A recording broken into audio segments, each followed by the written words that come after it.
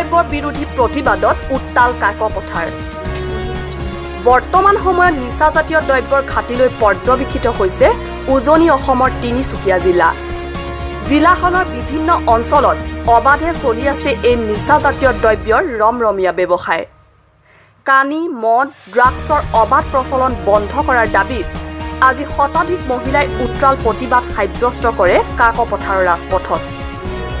কাকপথাৰ থানাৰ অন্তৰ্গত কেইবাখনো গাঁওৰক্ষী বাহিনীৰ উদ্যোগত আৰু কাকপথাৰৰ লাজুম মহিলা গাঁওৰক্ষী বাহিনীৰ সহযোগত লাজুম গাঁৱৰ পৰা কাকপথাৰ সাংস্কৃতিক সংঘ প্ৰেক্ষাগৃহলৈ উলিওৱা প্ৰতিবাদত কেইবা সহস্ৰাধিক পুৰুষ মহিলাই এই প্ৰতিবাদী সমদলত অংশগ্ৰহণ কৰে। মহিলা সমদলকাৰীসকলে মদ বেপাৰী হুঁচিয়াৰ, ৰাগিয়াল দ্ৰব্য বন্ধ কৰক, মহিলা শক্তি জাগিছে ইত্যাদি নানান শ্লোগানেৰে কাকপথাৰ আকাশ বঁটা কঁপাই তোলে।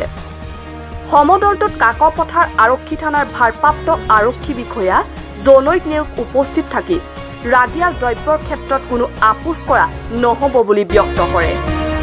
সভাত কাকপথাৰ অঞ্চলত অনতিপলমে অবৈধভাৱে গঢ়ি উঠা নিচাযুক্ত দ্ৰব্যসমূহৰ ঘাটিসমূহ বন্ধ কৰিবলৈ আৰক্ষী প্ৰশাসনক দাবী জনায়।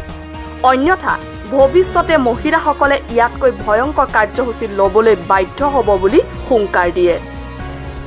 উল্লেখযোগ্য যে যোৱা কিছু বছৰৰ পৰা তিনিচুকীয়া জিলাখনৰ বিভিন্ন অঞ্চলৰ লগতে কাকপথাৰ অঞ্চলটোত মদ, কানি, ভাং, ড্ৰাগছৰ অবাধ প্ৰচলনে উঠি অহা প্ৰজন্মক ধ্বংসৰ মুখলৈ নিয়াৰ লগতে অঞ্চলসমূহৰ সামাজিক পৰিৱেশ বিনষ্ট কৰি পেলাইছে।